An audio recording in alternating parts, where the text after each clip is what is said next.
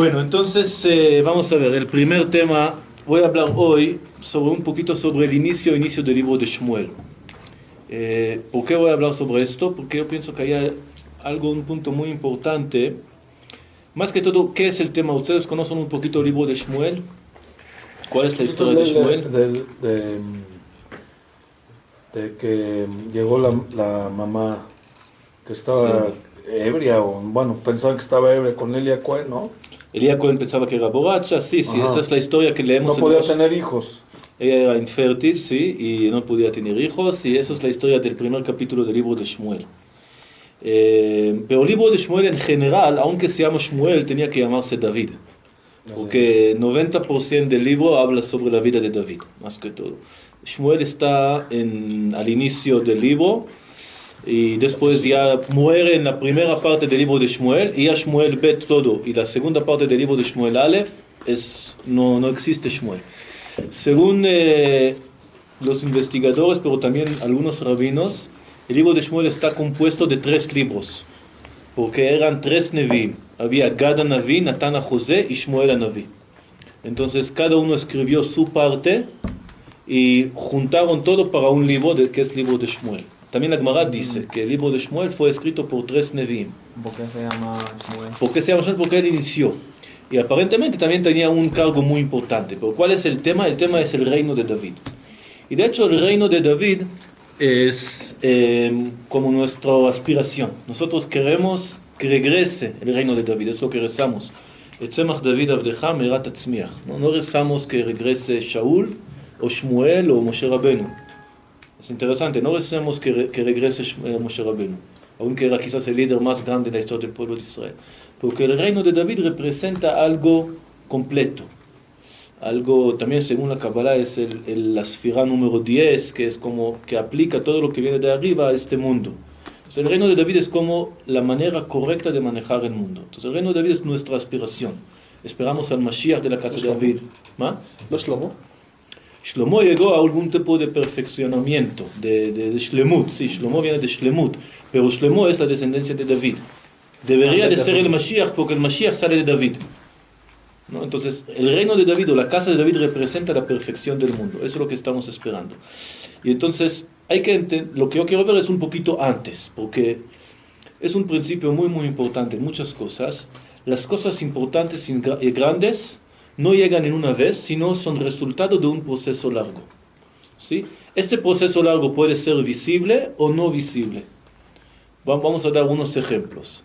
Cuando una mujer da a luz, tenemos un ejemplo, es después un proceso largo. No es en un minuto ya va a dar a luz. Ahora, si es visible o no es visible ya depende, pero algo se construye dentro, en una forma oculta, y de repente sale a la luz. No podemos decir que el bebé fue creado en el momento que salió a la luz, que dio a luz la mujer. ¿Cuándo fue creado el bebé? Durante mucho tiempo. Un proceso largo de creación, de formación, hasta que al final vemos el resultado. Y así es en todas las cosas. Por ejemplo, si hay una fruta que queremos comer, vemos que son meses hasta que se construye. Mientras la cosa está más grande, el proceso es más largo. Podemos decir que a veces el proceso es invisible, quiere decir que no lo vemos, no lo podemos ver. Por ejemplo, un niño que comienza a hablar, de repente comienza a decir la primera palabra. Dijo la primera palabra. Dijo, en mi caso, Abba. Abba. Gen comenzó a decir Abba.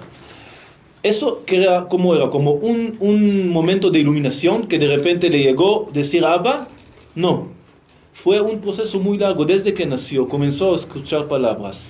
Y a veces vemos cómo trata de decir cosas, o que de repente te mira en los labios para ver cómo estás haciendo este milagro de decir palabras. Entonces poco a poco estudia, y es un proceso que ni siquiera damos cuenta. Hablamos con los bebés, hablamos y no damos cuenta que ellos aprenden, todo el tiempo están aprendiendo, y de repente en un momento, sale a la luz, sale al mundo real. Pero todo el proceso fue invisible. Y así también con bebés que están caminando. No se fortalece el cuerpo, poco a poco se fortalece y de repente llega el momento que puede salir a la luz. Entonces, también el reino de David, para entender cómo fue construido, era un proceso muy largo. Un proceso muy largo, podemos decir, desde Moshe Rabenu, que pasó muchas etapas, pero al final salió a la luz.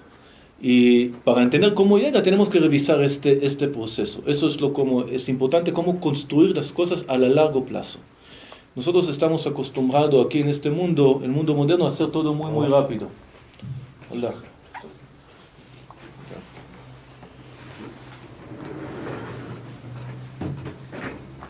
Estamos acostumbrados en el mundo de las cosas muy, muy rápidas. Yo pienso que es muchas veces el tema, por ejemplo, de las películas.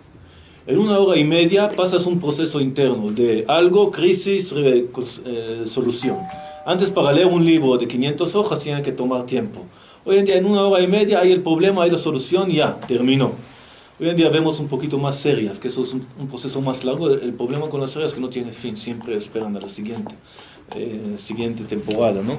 Pero el problema es que en el mundo moderno estamos acostumbrados de ver las cosas rápido. Si quiero hacer algo, quiero ver, bueno, cuál es el resultado, cómo construyo. Es muy difícil ver a lo largo plazo.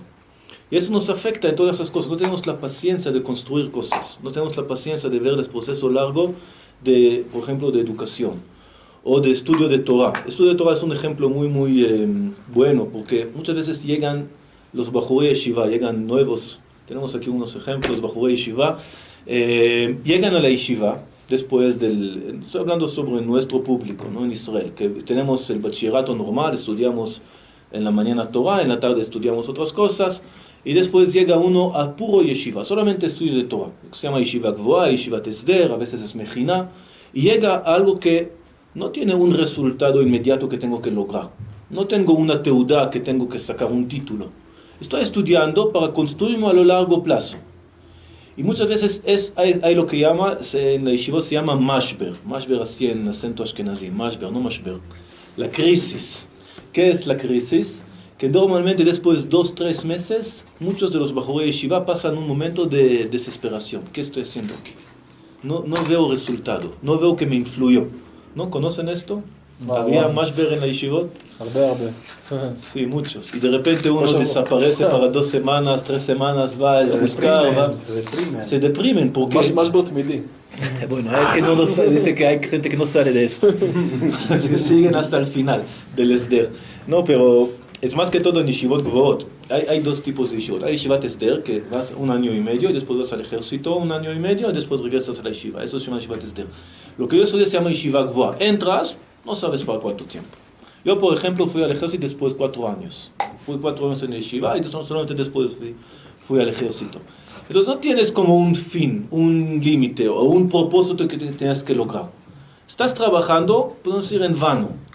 Y muchas veces no ves el resultado. Me quedo lo mismo, no me da influencia. Yo no siento que crecí de esto. Yo no siento que esta cosa me hizo un cambio. Entonces, ¿y qué estoy haciendo aquí? Llega la crisis. ¿Por qué? Por falta de paciencia. Porque la Torah influye en años de estudio. Después, años de estudio puede ver el resultado. O uno va a una clase, es un ejemplo casual, ¿no? O a una clase y la primera clase no siente que le hizo un cambio. Ya no voy a venir más. O después 2 clases. No hay la paciencia de construir las cosas a largo plazo. Y eso es un problema que tenemos en muchas cosas. De verdad, estudio de la Torah influye cuando estudiamos 1 hoja más, y 1 página más, o un libro más, y una clase más, etc. Entonces, poco a poco se construye algo en el alma, que se puede decir que influye en mi personalidad. Entonces, esto es algo muy, muy importante. Y entre las cosas que vamos a ver es el proceso que construyó, podemos decir, la casa de David, o el reino de David. Y por eso el libro de Shmuel no comienza con David, comienza con las cosas de antes, comienza con Shmuel mismo, y después Shaul, y solamente después llega David.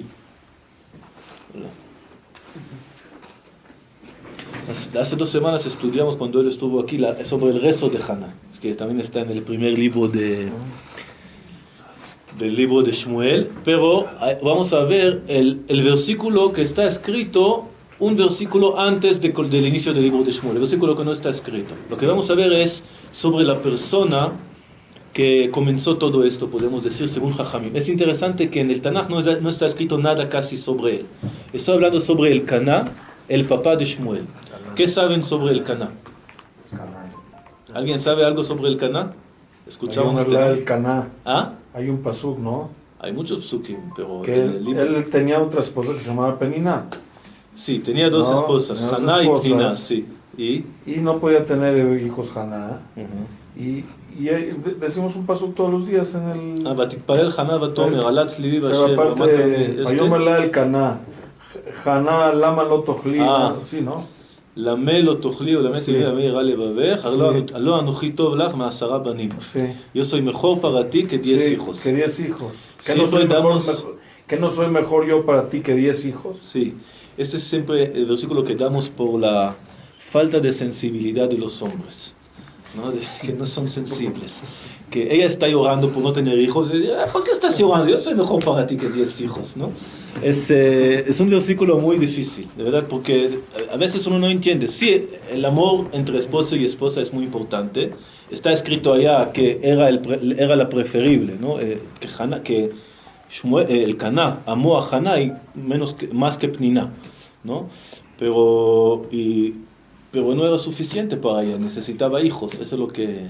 Entonces, muchas veces recordamos justamente este versículo de falta de sensibilidad del Caná, pero no vemos su grandeza, que sí era grande en él, porque el versículo no dice nada sobre él. Solamente voy a decir rápidamente la historia. El versículo dice que había un hombre que se llamaba el Caná, hijo de, así dice allá como 5 generaciones, y que él vivía en Ar Efraim y que cada año subió no a Jerusalén, era Shiloh.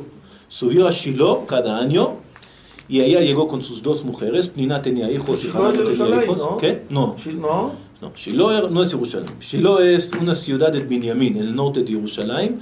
Allá había un tabernáculo, un Mishkan, durante 200 años. 200 años. Era el Mishkan más importante, porque el Mishkan pasó de un lugar a otro. Entonces en Shiloh era mucho tiempo. Y dicen que era la mitad de Bet Mikdash, porque era ya construido aparte del techo. Era como la mitad del tiempo del Bet Mikdash. Entonces él subió allá todos los años. Y todos los años llegó con sus 2 esposas. Y con Pniná con sus hijos. Haná no tenía hijos. Y siempre Haná estaba triste, lloraba, etc. Y él dijo esto a Haná. Hasta que Haná fue a rezar en el Mishkan. Y allá la vio Elí. Ella nos enseñó cómo rezar. También es muy simbólico que las mujeres nos enseñan cómo rezar. Es que las mujeres tienen una conexión más natural con Dios. Entonces, dice la Gemara en Masejet Brajot, ¿cuántas alajot estudiamos de esta parasha de Haná? Que aprendemos cómo rezar de Haná. Entonces, ella rezaba allá y Elí la vio rezando con los labios, sin decir en voz alta, y pensaba que era borracha. Y no era borracha, le dijo que no soy borracha, él la bendijo, y al final nació Shmuel. Y después así comienza la historia de Shmuel. Esa es la historia que conocemos, que está enfocada más que todo la historia en Haná. Y sobre el Caná no dice nada. Pero la Gemara habla sobre el Caná. Por supuesto no podemos dejar toda la historia para las mujeres, tenemos que decir algo para los hombres. Dice Midrash Shmuel, solamente voy a leer la primera. Amar Rabbi Zeira, Im nizdakna umatcha al tavuz alea. Hay un versículo que dice Al tavuz ki zakna imeja. Es un versículo en Mishlei. No desprecia si se envejeció tu mamá. Ahora, es un versículo muy raro. ¿Qué significa? ¿Por qué la voy a despreciar si envejeció mi mamá? Al revés, la voy a respetar más, ¿no? Normalmente sí tenemos a veces problemas de respetar a los viejos. Vemos como que están bajando y no tenemos el respeto, etc. Pero dice el versículo, no puedes despreciar a tu mamá si envejeció. ¿De qué se refiere? Entonces, Jajamim en los Midrashim traen varias explicaciones. Y el Midrash Shmuel dice, Rabbi Zeira, no lees imja, sino umatja, tu nación.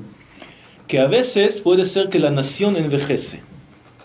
Y da un ejemplo del Caná. כשם שהיה עושה el Caná, שהיה מדריך את ישראל ומעלה אותן לשילה. Que el Caná vio que el pueblo de Israel estaba cansado, ya como envejecido, como viejo, y él no lo despreció, sino invirtió en despertarlo nuevamente. Y vamos a ver ya cuál sería su camino. Pero según este Midrash, el Caná comenzó una revolución en el pueblo de Israel. El pueblo de Israel estaba cansado, estaba viejo, estaba desesperado, y el Caná comenzó un movimiento de revolución espiritual, para decirlo así. ¿Qué significa que la nación era vieja? ¿Qué significa esto?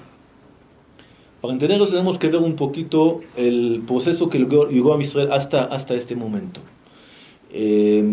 Al salir de Egipto, pues él estaba en el desierto durante 40 años y entró a Eretz Israel después de 40 años con Yoshua.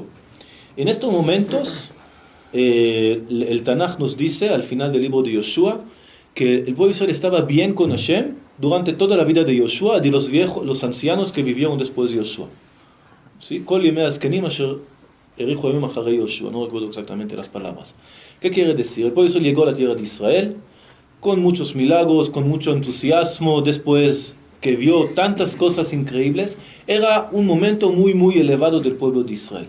Había en el centro el Mishkan, el tabernáculo que estaba en Gilgal en este momento, y todo el pueblo de Israel estaba muy, muy unido alrededor del Mishkan. Eso fue unos momentos, podemos decir, ideales.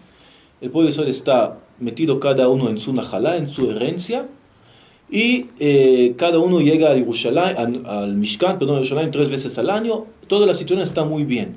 Hasta allá al final del libro de Yoshua hay una historia que las dos tribus que estaban en el otro lado del Yardén sospechaban que no son fieles a la emuná, y casi había una guerra porque pensaban que no son fieles. Y al final todos se unieron nuevamente alrededor del Mishkan. Pero después había como una bajada. Poco a poco se bajó. Ya desde el inicio del libro de Shoftim, desde el inicio del libro de Shoftim comienza a haber un deterioro, ¿se dice? Deterioro. Correcto. Sí. Primero, cada tribu está solo. No hay unión. Cada uno está preocupado por sus cosas. Poco a poco se desconecta la conexión entre las tribus y el centro espiritual. Y eso cada uno se enfoca en su trabajo, en sus cosas materiales, su vida normal, diaria, y se olvida de la unión del pueblo de Israel. Y así vemos el libro de Shoftim, que cuando hay un problema con una tribu, ella sale a una guerra, pero las demás no le ayudan. Cada uno es solo, cada uno es separado. Y eso se causa al final, o como dice aquí, al inicio del libro de Shmuel, todos están cada uno en su lugar. Hay como una separación de lo que es pueblo de Israel. Estamos como todas las naciones, cada uno está solo, cada uno está en su lugar.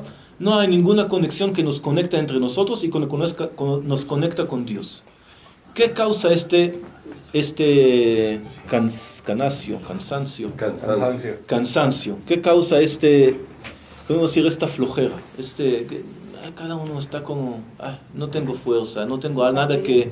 Como apatía. Apatía, sí es la palabra quizás. Apatía total del asunto nacional y asunto religioso. Estamos cada uno en su vida personal. Eso causó hasta sufrimiento, porque cada nación que llegó a luchar contra otra tribu pudo, porque era una solo, no pudieron como unirse, no había manera de unirse.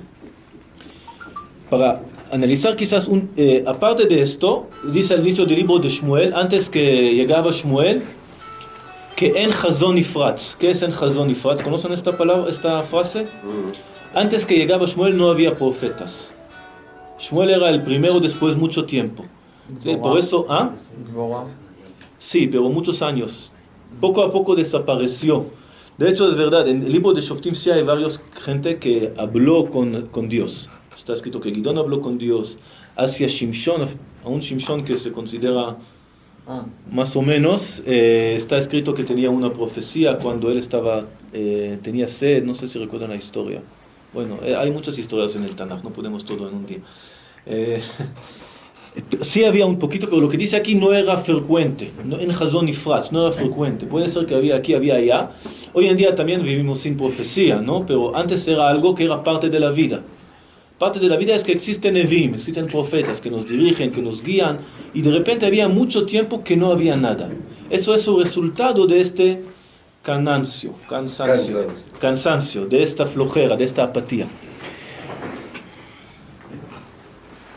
Entonces, para entender cómo llegamos a esta situación, hay una brajá que decimos todas las mañanas, en la mañana. Decimos, Baruch ata Hashem Elokeinu melech haolam, anoten la yaef koach. Sí, lo decimos todas las mañanas, Birkot HaShachar. Es algo interesante, es la única brajá, la única de todas las brajot, que no está en la Gemara. Hoy en día no podemos inventar nuevas brajot. Y todas estas brajot que decimos están ya desde la Gemara, desde la época de Anshe Knesset Agdolá, de la gran asamblea que estaba al inicio del segundo templo. La única braja que no es, que la agregaron después, era esta braja de Noten Hayaf Koach en la época de los Geonim. Rab Tzvi Yehuda Kook dice que es una braja especial que sale de las órdenes del normal, porque tuvimos después del Galut, la destrucción, tuvimos como otra vez, no tenemos fuerza, estamos cansados. Necesitamos esto para renovar. Literalmente lo que dice esta braja no tiene Koach es que después que dormimos, nos levantamos y ya tenemos nuevamente la fuerza. Quiere decir, vamos a dormir cansados y supuestamente levantamos con nueva energía. Cargamos la pila. Sí, cargamos la pila. Exactamente. Pero ¿qué causa eso es en nivel personal. Pero también hay, en alguna manera, a nivel nacional también existe esto. Que tenemos procesos de perder la energía, poco a poco baja la energía, baja la batería, la pila, y tenemos un tiempo de dormir, y en este tiempo de dormir renovamos la fuerza, y después despertamos con nuevas fuerzas. Eso es un poquito lo que dijimos al inicio, que puede ser un proceso de construcción, de formación interno, que no lo vemos, invisible, que de repente sale a la luz. Podemos decir, por ejemplo, también el invierno. El invierno es un tiempo que parece que el mundo está muerto, que está todo, bueno, aquí es menos porque no tenemos tantas temporadas, pero en lugares normales como en Israel, por ejemplo, no normal. ¿Qué pasa en el invierno?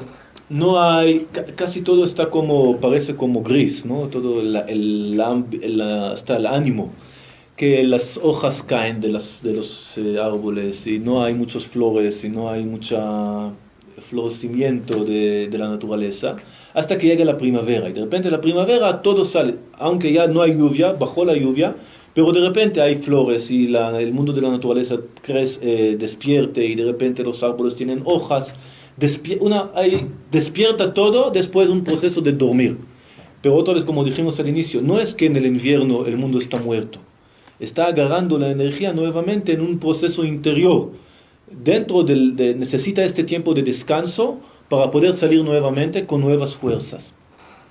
Y así también es el mundo nacional. En el mundo nacional también tenemos estas épocas de renovación después de un tiempo de dormir. ¿Sí? Entonces, ¿cómo explicamos esto? ¿Por qué esto pasa? ¿Por qué no podemos estar todo el tiempo con toda la fuerza? Cuando estamos hablando sobre nuestro cuerpo lo entendemos, pero nacionalmente, ¿por qué? ¿Por qué tenemos estas bajas y altas? ¿Por qué bajamos y después renovamos? ¿Cuál es el proceso que está pasando? Hay una idea, yo pienso, muy bonito en un libro del Rav Kook. Lo voy a tratar de leer y traducir, es muy difícil. Este libro, el Rav Kook tiene muchos libros, pero este libro es el libro quizás más cabalístico del Rav Kook, se llama Rota Kodesh. Es el más complicado de entender, pero voy a tratar de un poquito de explicar. Dice, cada pensamiento ideal, machshava idealit, ¿sí? Apoelet bachaim, que puede afectar la vida, está combinada o está compuesta de dos cosas, de intelecto y sentimiento. Quiere decir, siempre no es, para que de verdad funcione en la vida, no puede quedarse en el nivel intelectual, tiene que bajar también el sentimiento. Voy a dar un ejemplo solamente para entender, aunque no creo en esta ideología. El comunismo. El comunismo o el socialismo, para mí es lo mismo casi, viene de una idea. Hay una idea filosófica, lo escribió Marx en muchos libros. Sí, hay una idea de la igualdad, vamos a decirlo así. Que es una idea que todos somos iguales y tenemos que tener las mismas oportunidades y tenemos que tener los mismos ingresos, cada uno aporta a la sociedad lo que puede y recibe lo que necesita. Hay varias ideas, pero no es solamente estas ideas como populares que dicen, superficiales que dicen los políticos. Tiene una filosofía muy profunda y muy larga, y de verdad es algo que no se puede explicar en dos palabras. Es una ideología que viene de una filosofía. Esto no pudo causar ningún cambio en el mundo si la gente no tenía la pasión acerca de esta ideología. Quiere decir, él tenía su ideología, escribió el libro, pero sus alumnos, él mismo, comenzó a enseñar y a difundir esta ideología, y la gente se emocionó. La gente se sintió conectada con esto. No era solamente porque, me convenciste, ok, voy a salir y matar a los burgueses. No fue así. No es solamente un entendimiento, debe funcionar encima del sentimiento. ¿Okay? Cada ideología, para que funcione en el mundo, la gente tiene que sentir una conexión sentimental con esta ideología. Ya después se convierte como un equipo de fútbol. La gente no puede cambiar partido político. Muchas veces la gente no cambia, sigue lo mismo. No hay nada en la realidad que le puede convencer cambiar su ideología, porque ya está conectada emocionalmente. ¿Okay? La emoción quiere decir que la emoción tiene una parte crítica o una parte esencial en llevar a cabo una ideología. Una ideología que se queda en la filosofía, se queda allá. No tiene ninguna influencia. Había durante la historia muchas filosofías que se quedaron en los libros y no tienen ninguna influencia en el mundo real. Y otras filosofías sí tenían influencia. ¿Por qué? Por eso pudo tocar no solamente el cerebro, el intelecto, sino también la emoción. Sí, el sentimiento. Entonces dice aquí que cada ideología que afecta a la vida tiene que estar compuesta de intelecto y sentimiento. ¿Okay? Y dice así, el intelecto es poco en cantidad, pero mucho en calidad. Y utiliza palabras muy altas, es el fundamento del alma del ideal. ¿Okay? Y dice que el sentimiento es el cuerpo. ¿Okay? Entonces, así funciona el mundo. Quiere decir, tenemos tres pasos. Tenemos el intelecto, que afecta el sentimiento, que afecta el mundo real, que afecta la acción. Y eso es el proceso normal. Lo que pasa es que el intelecto es interno y el sentimiento cambia todo el tiempo. Eso lo podemos ver del mundo del amor, ¿no? Es el ejemplo más sensible, es más sencillo. Que el amor, ¿cómo comienza? Con mucha emoción, con mucho entusiasmo, y de repente uno está borrando a sí mismo para el otro. Eso se llama enamorarse. Pero si se queda solamente en esto, después baja. No hay siempre la película termina donde hay el amor más grande, pero después ya no hay más que contar, porque ya va a ser aburrido, va bajando, ya es normal, la rutina, ya no hay nada emocionante allá. Se acabó la emoción. Y tenemos que pensar, es uno de los retos más grandes otra vez en el mundo moderno, pero desde siempre, cómo renovar esta emoción, cómo revivirlo, ¿no? Construirlo de nuevo, para que no desaparezca, porque la emoción necesita todo el tiempo mantenimiento. El ceje, el intelecto, una vez que entendí algo, si no lo olvido, se queda. Yo ya sé que 2 más 2 son 4, no necesito cada vez renovación del intelecto. Yo entiendo una ideología, lo entiendo, la acepto, ya está aquí. Pero para tener emoción acerca de esta ideología, necesito todo el tiempo renovación. ¿Por qué? Porque la emoción es temporal. Eso es un principio que también es algo que es muy, muy general en muchas cosas. También la fe con Dios es así. Uno puede entender algo filosóficamente, pero si no mantiene nuevamente, lo practica, pero mantiene también la emoción, va bajando todo el tiempo. El ejemplo que siempre doy sobre este principio es Eliyahu en Har Carmel. ¿Conocen la historia de Eliyahu en Har Carmel? El monte Carmel. Hay que estudiar Biblia. ¿No es rezó? importante. Sí, ¿No ¿qué rezó pasó un día allá? que se metió a la cueva? Ustedes saben, no, eso después, sí, es después, pero eso no fue en Carmel, eso fue en el desierto de Sinai. Ustedes saben que los cristianos también tienen allá una iglesia en el Carmel. Aquí tenemos una calle Monte Carmel, ¿no? Es porque como es en la Biblia, y los cristianos sí les gusta la Biblia, ya conocen bien, nosotros los olvidamos. Entonces la historia cuenta así, rápidamente lo voy a contar. Había en este momento el rey Ahab, el más malvado, su esposa era Izebel, que era Goya, y que ella trajo la idolatría del pueblo de Israel al pueblo de Israel, y era la idolatría en todo el pueblo de Israel muy muy fuerte, y se quedó Eliyahu Naví solito. Entonces después, no importa toda la historia, dijo, vamos a hacer una competencia, yo contra los sacerdotes del Baal. Entonces llegaron todos a Monte Carmel, la competencia era quién puede bajar fuego del cielo. Entonces hicieron 2 altares, uno para los sacerdotes del Baal, uno para Eliyahu Naví, y dijo Eliyahu Naví, como ustedes son muchos, 300, entonces le voy a dar la primera vuelta. Sí, ustedes comienzan. Ellos comenzaron a rezar, y no salió fuego del cielo. No sé por qué en este momento no salió. Dicen Jajamim en el Midrash que ellos pusieron a alguien abajo del altar para que prenda el fuego de abajo, pero llegó una serpiente y lo mordió. Son Midrashim, pero bueno, así fue la parte de ellos. Después llegó Eliyahu, por supuesto, rezó, bajó fuego del cielo, todo bien. Ganó Eliyahu en la competencia. Y dicen que allá había un despierto de fe muy, muy fuerte. que todo el pueblo de Israel que estaba ya presente en la competencia gritó Hashem o Elohim, Hashem o Elohim. Lo que decimos nosotros en la tefilá de Yom Kippur, etc. ¿De dónde viene esto de Hashem o Elohim, Hashem o Elohim? De esta historia de Eliyahu Naví. El pueblo de Israel vio y todos emocionados por el gran milagro que vieron, gritaron Hashem o Elohim, Hashem o Elohim. Pero después la historia cuenta que Eliyahu huyó al desierto de Sinai y estaba desesperado totalmente, quiso morir. Eliyahu Naví, sí, pidió morir, pidió de Dios morir, y de hecho por eso Hashem lo llevó, no lo mutó, porque Eliyahu Naví vive, subió con una carriola de fuego al cielo, ¿no? El Merkevet Esh, no sé cómo decir Merkeva, carreta, bueno. ¿Por qué él huyó? ¿Ah? Si él ganó, ¿por qué él huyó?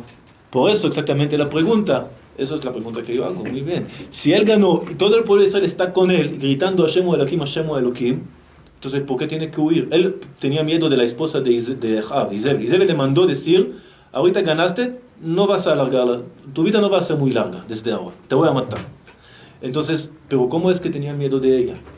Toda la gente está con él, todo el pueblo está con él. La explicación que siempre damos es exactamente esto, sabía que es una emoción y que en el día siguiente va a desaparecer. Si no hay esta construcción larga, si no hay el proceso de construir la fe, en un milagro temporal no va a servir. Por eso hay mucha gente que no tenía bases dentro del alma. Es solamente el intelecto sin el sejer, solamente la emoción sin el intelecto. Esto no sirve, porque el sentimiento por sí va a desaparecer. La fe por sí va a desaparecer si no la mantenemos, si no hacemos mantenimiento, ¿no? De cada vez renovar. Por eso tenemos, por ejemplo, las fiestas, tenemos eventos especiales que vienen a renovar el sentimiento. Pero Eliyahu Naví sabía que esto es algo que no es real, no es verdad. Y es verdad que vemos después en la Biblia, el siguiente capítulo, por eso otra vez, con la idolatría. No había ningún cambio verdadero dentro del pueblo. Entonces, eso es lo que dice el Rav Kook, que Birvot hayamim ya'abed haregesh et irko yityashen v'yitzdaken. Con el tiempo, el regesh, el sentimiento, pierda su valor, su fuerza, envejece y sea viejo. Sí, viejo, en español viejo. Envejece es que sea zaken, yashan es lo mismo, ya es viejo. Sí, bueno, en hebreo son dos palabras, yityashen v'yitzdaken. Va a ser viejo y viejo. Velo yosif tetet kocho. Y no va a dar nuevamente su fuerza. Pero ¿qué se mantiene? El intelecto se quedó para siempre. Entonces, el gran milagro que agradecemos a Hashem es cuando se renueve este sentimiento. Quiere decir que como se queda la fuente de la fuerza, se queda el intelecto, la ideología se queda. Si es una ideología verdadera, en algún momento va a renovar su fuerza. ¿Ok? Eso es lo que dice aquí. Aemet kayemet la verdad existe para siempre. Umi mekorai, de su fuente, tishlach plagim lashkot al chaim. Voy a decirlo en palabras, va a mandar como rayos para renovar la emoción y al final la acción. Y dice, כך הולכים עם חליפות החיים והמוות בעולם הרגש. Así es siempre como un ciclo de bajada y subida, bajada y subida. Es un ciclo de vida, vamos a decir, de la ideología. Y así también de la vida nacional con la Torah. Regesh es sentimiento, ¿no? ¿Qué? Regesh es sentimiento, sí. En el mundo del sentimiento hay vida y muerte todo el tiempo. Okay. Y el mundo de la verdad, de la ideología, se queda siempre fijo. ¿Okay? Eso es lo que dice aquí. והחיים המוחלטים של השכל הטהור תמיד הם מחיים ומולידים דור חדש אחרי כלות הישן. ¿Ok? Bueno, él sigue, no voy a, de verdad es muy difícil entender todo lo que dice aquí, pero lo que él dice es que una parte de las cosas milagrosas, y eso es la fuente de la brajá de Anoten la Yaef Koach, que no solamente es el sentido literal, sencillo, de que en la mañana tenemos la renovación de las fuerzas de la energía, también está hablando ideológicamente. El hecho que la ideología va perdiendo su fuerza, y la gente ya desesperado un poquito con la ideología. Podemos decir que en algún momento también ocurrió en nuestra época en Israel, un poquito la ideología sionista perdió un poquito su fuerza y su poder. La gente, no sé si están de acuerdo en esto, pero en el mundo ideal, en el mundo general, la ideología sionista perdió, había mucha pasión al inicio, con mucha emoción. La gente dejó todo fuera de Israel y vino a Israel para construir, para luchar, para poquitos que construyeron algo tan grande y tan fuerte y tan bonito. Y de repente hay, después, por ejemplo, la guerra de los de 73, de Yom Kippur, había como una desesperación. La gente buscaba cómo salir de Israel. Mucha gente dejó de vivir en Israel. Había como una desesperación de la ideología, porque la emoción bajó. Entonces, sin decir si esto es muy exacto, pero eso es lo que pasó también en este momento antes de... yo estoy que ya está muy largo, ¿no? Quizás, ¿qué hora es? 9:15. 9:15. Bueno, entonces esto fue todo el proceso que pasó al pueblo de Israel durante la época de los Shoftim. Perder la emoción, y quizás la ideología se queda en los filósofos, o en los grandes, en los rabinos, en los profetas, pero en el pueblo se perdió la emoción, se perdió la conexión, y esto fue como un proceso natural de dejar todo. Y después necesita un proceso otra vez de reconstrucción, de construir nuevamente el intelecto, la emoción y la conexión con la Torah, la conexión con el pueblo, ¿sí? La reconexión con los valores del pueblo de Israel. Y estos procesos muchas veces los comienzan a despertar personas individuales. Entre ellos, según Jajamim, era el Cana. Y ahorita voy a leer un poquito el Midrash más fuerte. Digo, más largo, lo que dice el Midrash. Dice que Shem Shaya hace el Cana. Shaya madrich et Israel umale otan le Shilo. Israel estaba orientando al pueblo de Israel y los estaba subiendo al Shilo. ¿Cómo lo hizo? ¿Cómo era para despertar? La gente está dormida, está apática y él quiere despertar. ¿Cómo lo hace? Dice, lo bederech shaya ole beshana zo, haya ole beshana acheret. אלא כל שנה ושנה היה עולה בדרך אחרת בשביל לשמע את ישראל לשילה. Que cada año fue en otro camino. Eso es lo que dice el primer Midrash que vimos antes. Pero el otro Midrash, lo amplía un poquito, está en el otro libro, no lo traje, dice, llegó a una ciudad un año. La gente le preguntó, ¿qué estás haciendo aquí? ¿A dónde vas? Y dijo, yo voy a subir a Shiloh, ven conmigo. ¿Por qué no vengas conmigo? Y dice el Midrash, el primer año vino con él una familia. El segundo año vino 5 familias. El tercer año vino 10 familias. Hasta que después de 5 años llegaron con toda la ciudad de esta ciudad que él fue. El año siguiente, ya que toda esta ciudad ya subió, fue a otro lado y también hizo lo mismo. Hizo a despertar así como la segunda ciudad y después la tercera, y así hizo que al final, en un proceso, podemos decir, una revolución de una sola persona, pudo cambiar la situación de todo el pueblo de Israel. Hay que entender que desde Har Efraim, donde él vivía, Jerusalén, es un día caminando, más o menos. Har Efraim está en el centro del Shomron. Jerusalén está un poquito más en el sur. Entonces, para hacer esto tenía que hacer paseos en todo el pueblo de Israel. Ir hacia, no sé, Haifa y hacer vuelta y regresar. Y así, todos los años, hizo poco a poco para construir nuevamente la fe en el pueblo de Israel. ¿Cómo lo hizo? ¿Qué necesitaba para hacerlo? Ahorita voy a cortar un poquito para no alargar tanto. Primero, regresando al Midrash, dice, Al tavuz ki zakna ineja. Cuando ves que tu nación perdió su ideología, perdió sus valores, perdió sus ideales, no tienes que despreciar la nación. Porque la reacción normal de esto es, ya, entonces esta gente ya está perdida. La generación de hoy en día, ¿conocen esto que dicen? Los jóvenes de hoy en día... No, hablamos de esto la semana, ¿no? Estos niños no hay nada que hacer con ellos. Entonces estamos despreciando esta generación. Entonces el primer punto quizás más importante, al tavuz, no desprecies. Tienes que tener fe en la gente. Y eso es el primer principio para cualquier cambio. Si quieres de verdad hacer un cambio en un público, en la gente, en los jóvenes, lo que sea, primero hay que tener fe. Es fácil decir, es difícil de verdad hacer. Tener fe, ve a esta gente que todo le interesa son sus computadoras y sus teléfonos y no sé qué, y decir, aquí existe un alma grande, aquí existe una grandeza oculta. ¿Okay? Es fácil decir, es difícil creer, porque al final nosotros despreciamos en alguna manera. Al tavuz ki zakna ineja, estamos despreciando a esta gente. Y sin tener la fe en esta gente, muchas veces no se puede despertar. Entonces, primero es que hay que tener fe en esta gente. Pero quizás antes del primero existe algo más todavía, más temprano. Y dice, para esto voy a leer otro Midrash. El Midrash habla también sobre el primer versículo, el segundo versículo del libro de Shmuel. Dice, Ve'ala aisha umiro, que esta persona subió de su ciudad. Subió, utiliza la palabra subió. ¿Ok? Otra vez, para ir de Ar Efraim a Jerusalén hay que bajar y después subir. ¿Qué significa subió? Bueno, muchas veces decimos subir a Eretz Israel. Puede ser que México está mucho más alto. Nosotros decimos subir, porque subir representa no subir físicamente, sino una elevación espiritual. Estamos subiendo a Jerusalén, a Eretz Israel, aunque estamos subiendo a Yam HaMelech quizás, ¿sí? Pero estamos subiendo, ¿no? Entonces dice el Midrash, Nit'ale aish beveito. Esta persona, quiere decir el Caná, se elevó en su casa. Nit'ale aish bechatzero. Chatzero es su patio, pero aquí quiere decir en su ambiente, en su sociedad. Nit'ale be'iro. Se elevó en su ciudad, en general.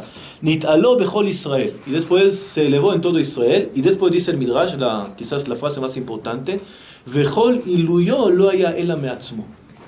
Toda su elevación fue una elevación personal. Quiere decir, eso es que es el punto antes del primer punto, es que la persona primero tiene que construir a sí mismo. Si uno quiere tener una influencia sobre los demás, Primero, lo que quiere primero es, tú tienes que construir a ti mismo. Es como, el ejemplo es como un vaso, que cuando el vaso trae agua a los demás, después que ya está lleno de por sí mismo, puede también ya sale el agua para los demás. Es algo que muchas veces no entendemos y regresamos otra vez al mismo punto que dije al inicio. Para ser una persona grande hay que construirse durante mucho tiempo. No es un proceso de una semana o de un mes o de un año. Hay una historia que siempre cuento. Cuando yo fui joven, todavía soy joven, pero más joven, después que terminé, después de Yudbet, que terminé bachillerato, fui a pasear un poquito, tenía una amiga en el sur, en un kibbutz, y fui con tramping. ¿Saben qué es tramping? Aventones. Estoy buscando aventones al sur. Entonces me paró un señor, así con barba grande, con gorro. Yo de verdad no parecí tan religioso, ¿no?